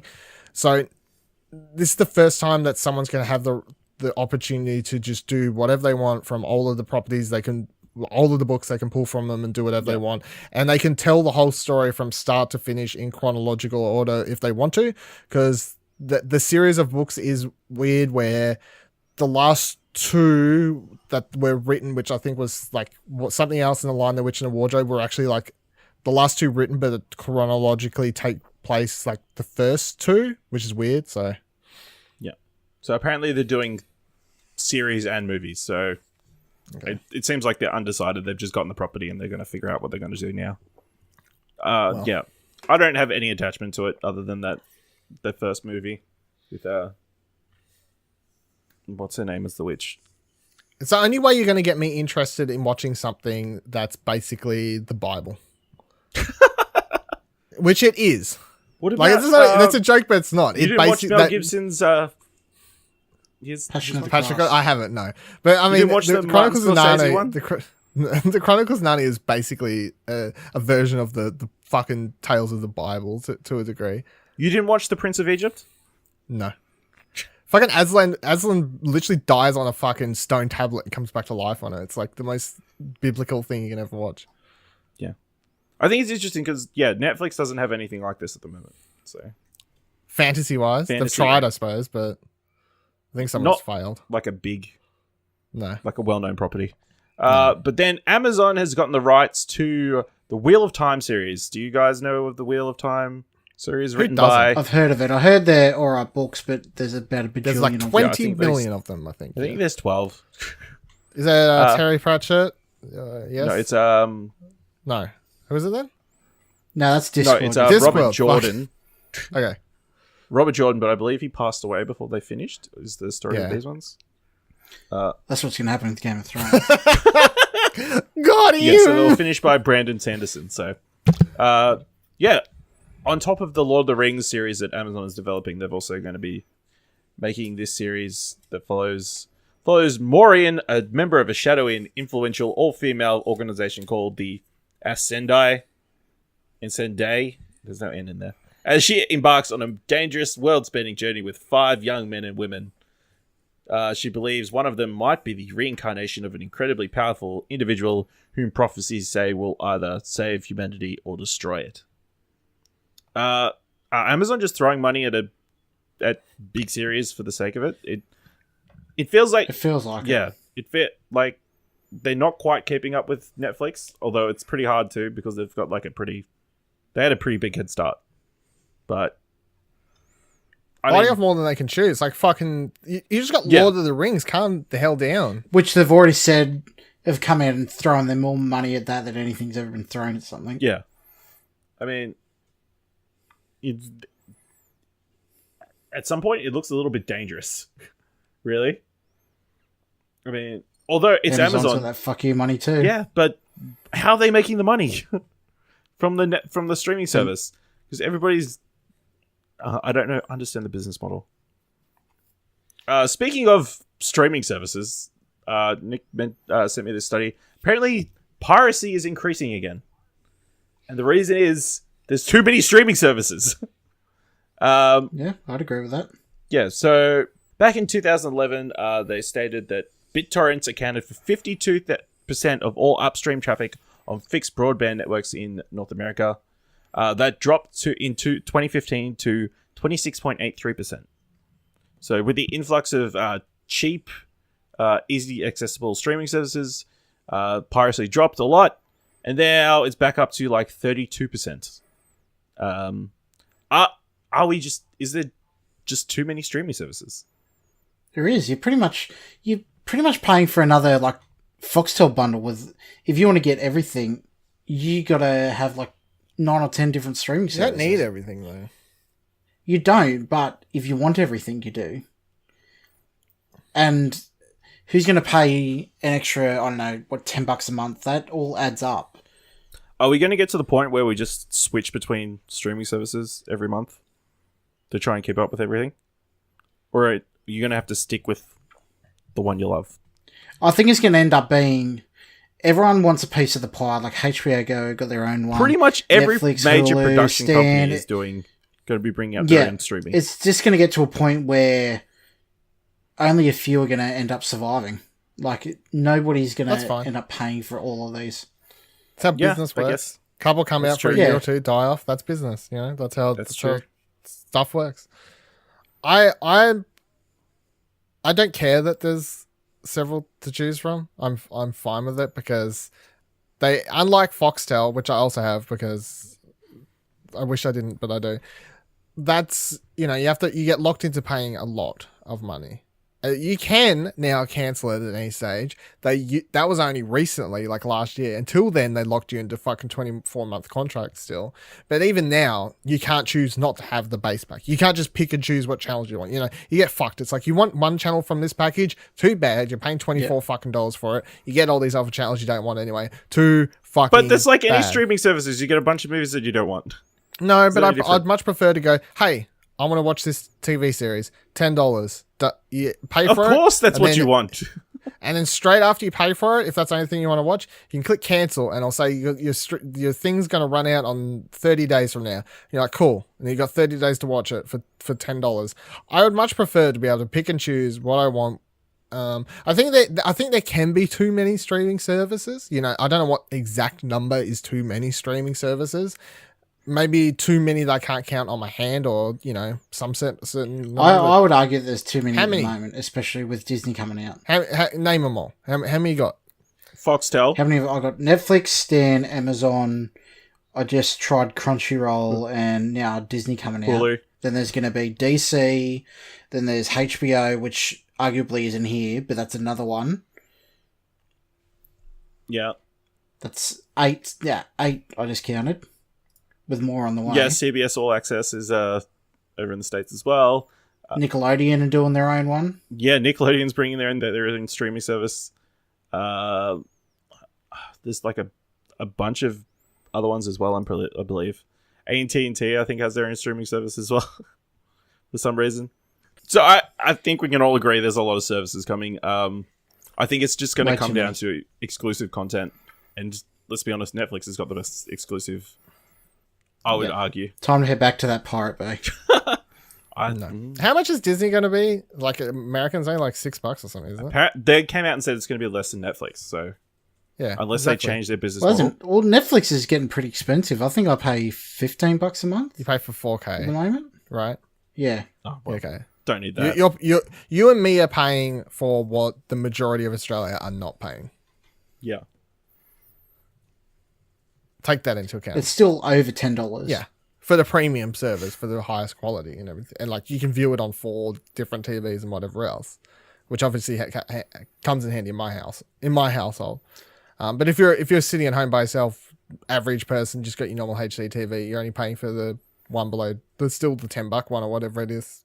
One TV, HD viewing, I suppose. As long as they don't get super expensive. You know, I can handle them around the $10 to $15 range, and I think the ones like Disney and DC and whoever else that want to come out and try their hand at it, they need to be around that, I don't know, $6 or something like that. You know, like $5.99 ish a month to even Well, be. We don't even know if DC's coming out here because the Titans TV show is going to be screening on Netflix at some point. They haven't put a release date, even though it's meant to debut this week. Was yeah. it?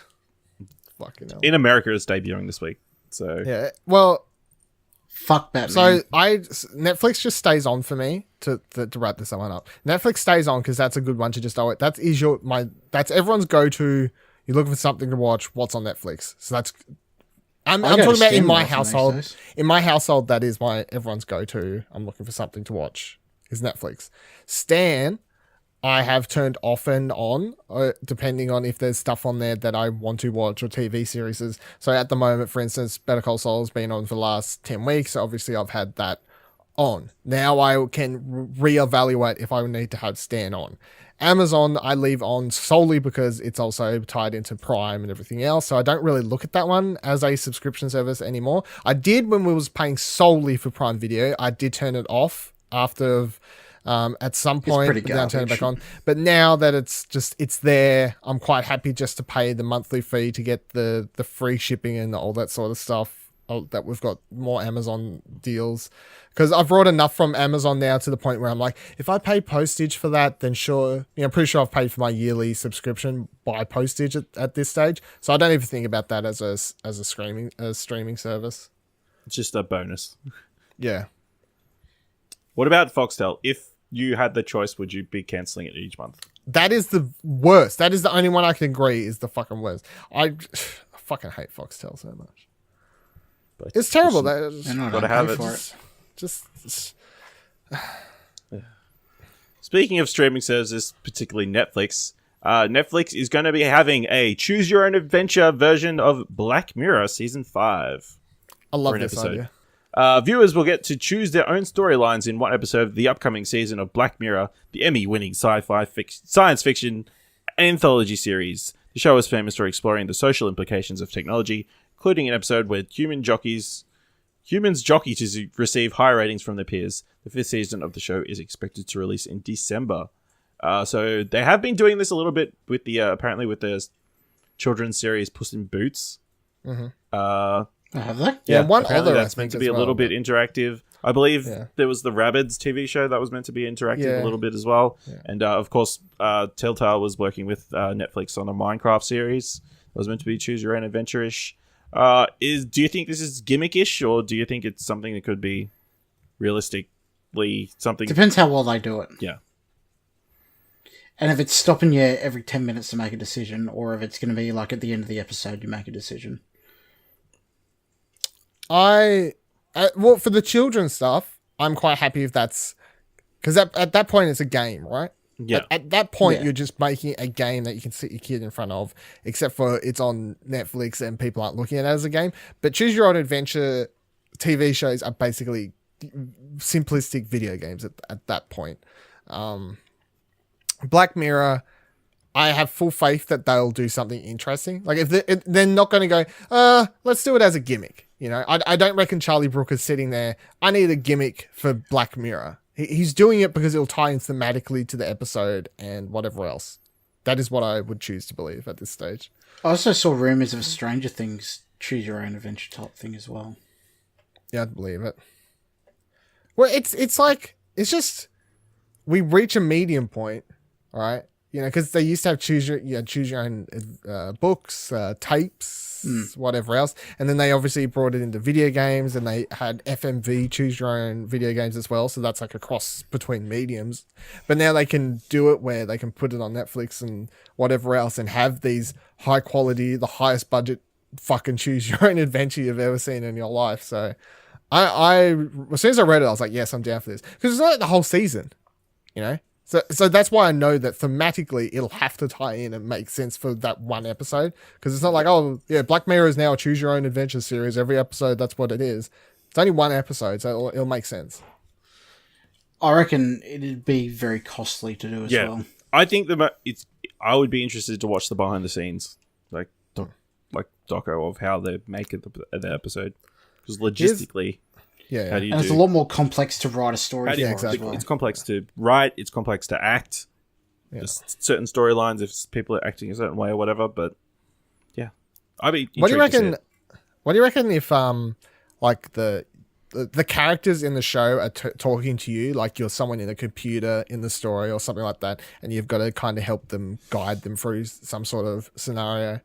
They can play it in that way, you know, like, so it's not just choose something to happen. The characters on screen are interacting with you, I guess, which would work in. It reminds me of a PS mini game where it's like a horror type one, where every now and then you make a decision. Yeah. It's interesting because Netflix will also have to put an interface into episode for the people to use through all their apps. Well, yeah, I don't think so. It'd just be like press 1. It'd be like the annotation at the end of the episode, like you continue watching, except it'll be at the bottom of the screen. I imagine it'd be like 1 or 2 options. Yeah, maybe. I can imagine them saying this doesn't work on mobile devices. You can't watch this episode on mobile devices. Like, that's worst case scenario. Wouldn't it be just as easy? Wouldn't it be easier on a mobile device? You just tap a certain maybe like older mobiles we have, but maybe not like older, like iPhone 4s, 3s, something. Like people out there maybe with older models that the Netflix app doesn't run the same. I don't know. Just something you got to think about, I suppose. But yeah, interesting. Last story I want to talk about. Disney is continuing their trend of bringing live action movies, animated films to live action, and they're bringing Lilo and Stitch. Oh my god! They haven't said yet whether it's going to be for their streaming service like The Sword and the Stone and The Lady and the Tramp, or if it's going to be a big screen adaptation like Dumbo and Aladdin and The Lion King and Beauty and the Beast and Maleficent and Jungle Book, Christopher Robin. and every other one. Do you want to see a live action Lilo and Stitch? Could it work? I feel like, do not care. Again, like I talked about with Avatar: The Last Airbender last episode, I don't know if the cartoony nature of it will translate to live action. Why not? Like the humanoid characters, you know what I mean? Yeah. Like apart from Stitch, the of our characters are like they're created very human looking. So and like the world they're in is very just normal. It's not super fantastical, alligacious or whatever. Hi. Yes, as long as they bring the same voice actor back, you'll be happy. Yeah, I'm in. I'm of the age where this was something I watched a lot when it first came out. When they did the TV series as well, I watched all of that. They did a Disney series after this where I was trying to hunt down all of the escapee projects or the monsters that got out. I watched all of that as well. So yes, I'm 100% into Lilo and Stitch as a series. Okay. What Disney movie do you not want them to do? And Nick, you cannot give the answer of all of them. I don't know. Like, start naming some. I don't know. Like, I can't pick one off the top of my head, I suppose. Nemo. I don't want them to do Emperor's New Groove. I think that one definitely won't translate to live action. Hercules. Yeah, that's a fair. Arnold Schwarzenegger was in it. Yeah, The Rock was in it. Yeah, that's right. No, I'd watch a Disney version of Hercules, live action. Look, they turned. Well, I won't watch any of them. They turned the fucking Jungle Book into a really good movie. So at this point, I'm ready to be proven wrong about anything. So yeah, that's true. Whatever. Is the one you definitely would like to see, Nick? Hercules. Wow, what a 180! It's the one I'll see, and it's also the one that I don't want them to fuck up. Is that your favorite one then? It's my favorite Disney animated movie. Yeah. Bugs Life. Well, Ants. Ants is Disney. No, it's not. I think Pixar's a cheat. But yeah. Yeah. Well, that brings us to the end of the news segments. So, Nick, what did we end up watching this week? Train to Busan. 이상한 사람이 하나 타고 있는 것 같은데. 팀장님, 여기 11호차 응급 환자 발생했습니다.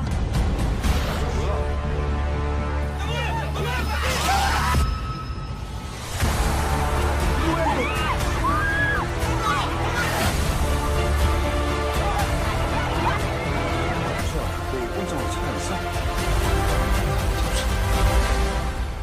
알려주세요. Yeah, the 2016 South Korean film directed by Sang Ho-yeon, starring a bunch of South Korean actors. It is a horror thriller zombie movie.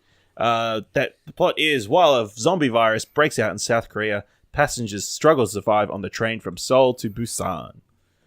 Nick, would you like to hit us with your patented #Nick's Min Review? I will. Train to Busan, a South Korean zombie film that overstays its welcome. This film does the zombies part great and is shot fantastically for its setting. However, I felt the characters were cliche and the melodrama was laid on too thick. I adored the score. 6.5 out of 10. Okay. Dylan, I get a feeling that you're going to disagree a little bit with that. Is that fair to say? Yeah, I like the movie a lot more than that. So I had, for starters, I'd watched this one before, and I enjoyed it. I hadn't watched it since I watched it the first time, which was 2017, and I quite enjoyed it once again watching it now. I think it's really, really good. The reason I like it so much is it reminds me of a Romero zombie movie, and Romero is the king of zombie, the creator of zombie, and this does what he made those movies to do, or considers to be, and what Robert Kirkman thinks he's doing, but at times he really isn't in the Walking Dead, which is that the zombie plot is there. Yes, it's a horror movie. Yes, you got all these elements. But what the real point of the movie is, at heart, is a character drama. And that's what it has to be at heart. Most zombie movies that are bad zombie movies are movies that are 90 minutes long and they're just action-packed, gory fest stuff, which sure can be fun at times. But the ones that stay good and I think hold up over time, which, you know, I still think this is as good as when I watched it beforehand, and I think it's held in high regard of the genre for at least the last 10 years. I don't know, like period of time that this is up the top of the genre. I think it is because it does, at heart, have a really good just character drama into it. And I enjoy all of the characters. I think the standout is, I was trying to find the fucking person's name here. I can't find it. The guy, well, the husband, The bigger dude. the husband, The husband. yeah, the husband of He's very the I would charismatic, argue- yeah. of the pregnant lady. I would argue he's probably one of the few likable characters in it. I think everyone apart from Him and the daughter and the wife are the only ones that I really liked. All of them were. The rest of them I just couldn't. well, the only person I really dislike is who the bad guy is, which is the COO of whatever place, Yeah. like the really rich business. Let's dude who makes it. face it, for just- the rest of this review, we're just going to be calling people by their professions or sort of characteristics, because I don't think I they really dislike gave the main any names character. at all either. Not Which is really. kind of, well, yeah. I think the main character, the father, is obviously meant to be disliked at the start because he is, you know, He goes through a journey of self-discovery. Yeah, he goes through a journey. That's what I'm saying. By the end of the movie, I liked him. By halfway through the movie, I liked him. Like when he started making his change, I liked him. I didn't think he was a terrible, dislikable character from the start. However, he was like, "You're a bad person. I don't like you," but he wasn't like super rubbing you the wrong way totally. He just seemed like a very cliche businessman type character. But he does go through an arc by the end of the movie and comes out the other end as a changed person, different. I guess, which is the point. Yeah. Yeah. He Changed does- person. I don't think it was different. I think it was very cliche that a troubled businessman that neglects his family through the troubles of the movie becomes not so self-centered and cares about his family and other people. I think that's terribly cliche. I don't think it's not cliche. I just think that It still works, though. It can be Still- cliche. I think I'd seen it too many times for it to not work for me anymore. So that story will never work for you again, is what you're saying. Unless they do it in somewhat a lot more interesting fashion. Like, it was just too by the numbers for me. Okay. I really enjoyed it. I thought it was great. Obviously, I'm not a huge horror fan, but I think this was... It's more action. I would argue that it's not It's horror. not at all. horror-y. Yeah. I mean, it's a horror it movie. was barely even dark. I enjoy. I like their take on zombies, like how they couldn't see in the dark. Mhm. Like that makes sense. I guess their sense of smell is like destroyed by being dead. It did look a little bit at times like what I've seen of World War Z. Like Yeah, the CGI was very hit and miss for Yeah. me as well. yeah, and I thought I'll admit there was some times where it got a little melodramatic, but yeah. Yeah. And I feel like its own internal logic isn't consistent. Like, you see one person get bit and they turn instantly, but the guy that everyone likes, he gets bitten and he's there for a good 5 minutes before he turns. It doesn't. The internal Spoilers. logic of the movie doesn't. I think it's like, let's go. Let's I thought we were doing spoilers. I apologize. this whole episode is about spoilers. maybe I should just put a disclaimer at the first start of the show. This whole episode's spoilers. Whether you agree or not, this whole episode's spoilers. Yeah, so spoilers for Trent for Busan. So yeah, he did experience a change by the end of the film. I think it depends where you get hit. Where you get bit depends on where you change. Yeah. As well. So You get some people get bit Bitten on in the the jugular, then they you're going to change. turn pretty quick. Yeah, you get bit on your arm, you take longer to change. And also think when they should have just pulled up into Busan and the army was there. The part from where they swapped trains at the end onwards, I felt like was very superfluous. And what do you mean? Like, how? Well, I just feel like it didn't add anything. He'd gone through his arc and everything, and I just felt like at that point it didn't have anything more to tell. The unlockable COO was continuing to be the unlockable COO. So you More think they people should have die. got there and then, like, happy, just like the army's there and then... Well, it's not really happy because I don't know. It's just I just feel like it wasn't telling anything extra. Do you think that they should have hadn't cut already it told. before they hit the train yard? Yeah, they should have, instead of hitting the train yard, they just pulled up into the city. But some of the best action scenes and, like, the Moments. the best action scenes are at the end of the movie. I didn't feel like it added anything to them. What about But that it's moment with actually- the Like, it was bad cool. guy? It was where he's cool like, to see it, but I didn't think it was additive. But that's arguing that whole of action movies, a lot of their scenes are solely made for action movie purposes. Like, to look cool, to be exhilarating. Which the end of that movie is just made to be exhilarating. It's like the final hurrah. Yeah, I just felt like it stayed too long. Okay, I didn't. Because I like the end of that movie. I really like the end of the movie for several How it ends, reasons. yeah. Like that last action scene leading up to how it ends as well is because one of my favorite shots, or like how they did it, is that then when the train like crashes in, like the shot of that burning train's cool. How it crashes in is CGI and it looks kind of bad, but that's fine.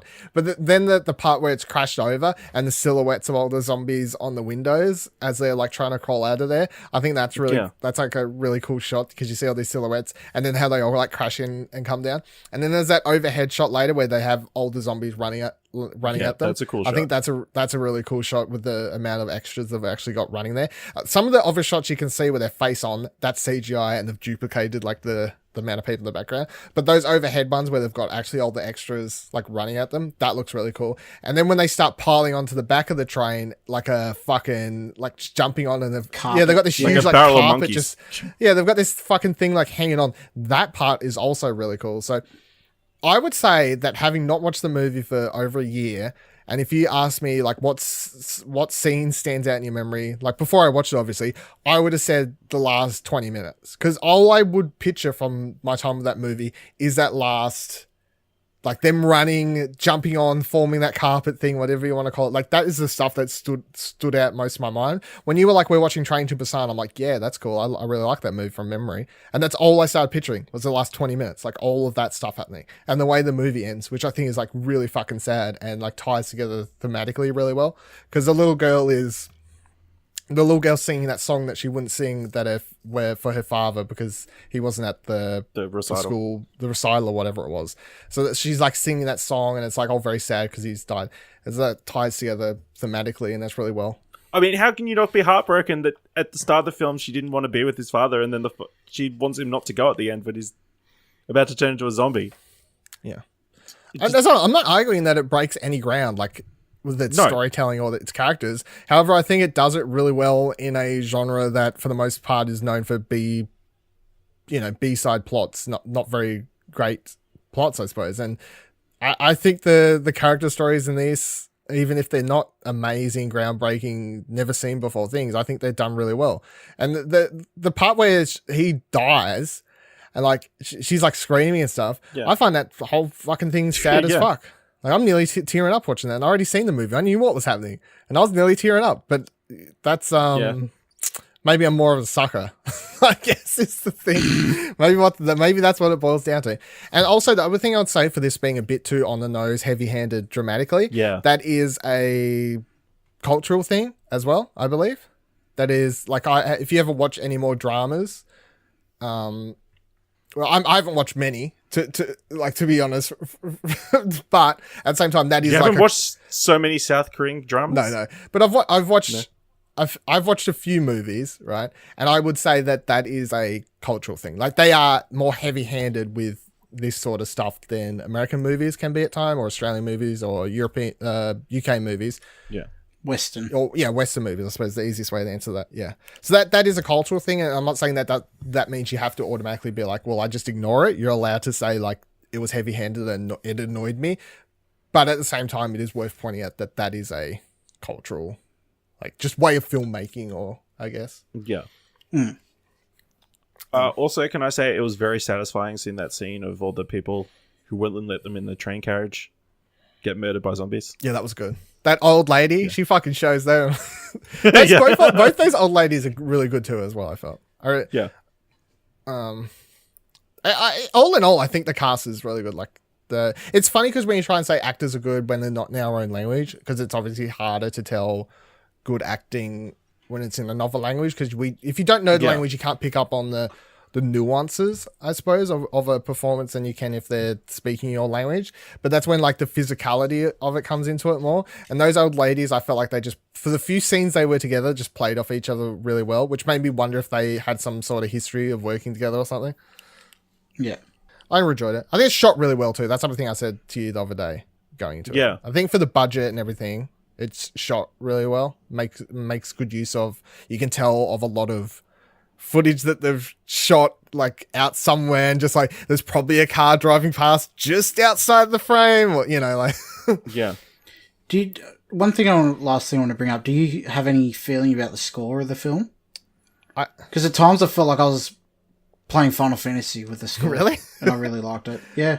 There was just the slow electronic kind of dee-dee-dee, like kind of type music going on that I really enjoyed. I think it's good. It doesn't stand out to me the way it does you. The only piece that stands out to me is from the last action scene. That's like the only piece that like grabbed me, and I recall being like noticing, like thinking in my head, like, oh, that sounds cool, or when your brain ticks over. But other than that, I would say it was just doing its job of floating in the background for me for the most part. Well, if you didn't vibe with this with the film, you can always wait, because apparently James Wan is working on a American remake. I think it will be very different, purely for the one stance that in this film there's no guns. If they're going to make an American remake, there's definitely going to be guns, and we're going to miss out on people punching zombies in the face. It is funny that, isn't it? That's a highlight. Do you know, until you just said that, I really had never put that together, to be honest. Yeah. Until you said that, I'd really never technically there is it. a gun right at the very, very end, but but like, that the army have, but I'd never thought about that until you said that, to be honest. That is so weird, because most zombie movies, you think about people with guns headshotting zombies, and in this movie, it's like baseball bats, and that's the highest the weapon grade gets. But yeah, you're right. I never thought about it. That's funny. Yeah. Also, there is apparently a sequel in the works, but I think it's not like a direct sequel. It's just set in the same universe. And there is apparently a animated prequel short film called Soul Station. Yeah. Or like, it's an hour 30, so maybe not short. It's worth pointing out this did really well in its country of origin, if you couldn't tell. Yeah, in South Korea, I imagine this was huge. So yeah. Because I remember hearing about it when the year it came out, all of the movie blog or YouTubers I follow, Twitter people I follow that are really into horror movies were all raving about this movie when it came out. So that's the reason I watched it in the first place. And I still think, as I was saying before, even if you could be like, 6.5 out of 10 problems, I still say point me in the direction of a bunch of other really great zombie movies in the last 10 years, and you will struggle. When was Shaun of the Dead? 2004 or 5. So, okay. Yeah. That's why, like, 28 days later. It cuts off, like, the... Zombieland. That's also around the same time period, so 2008-ish maybe. Maybe it gets in on 10 years just. But you know what I mean? Like, it really is a weird time for them. I think it's hard to do it right, like, to do it fantastically.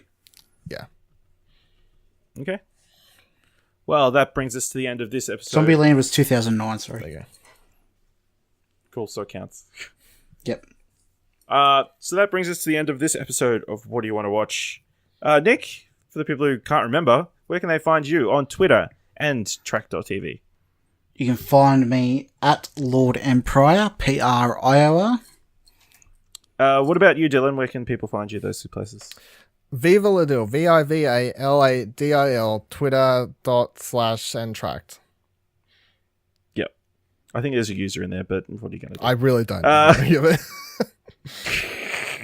And you can find me there at Ashley Hobley, ASHLEY, HOBLEY. You can follow the Explosion Network, which this is a part of, at Explosion Pod. If you want to see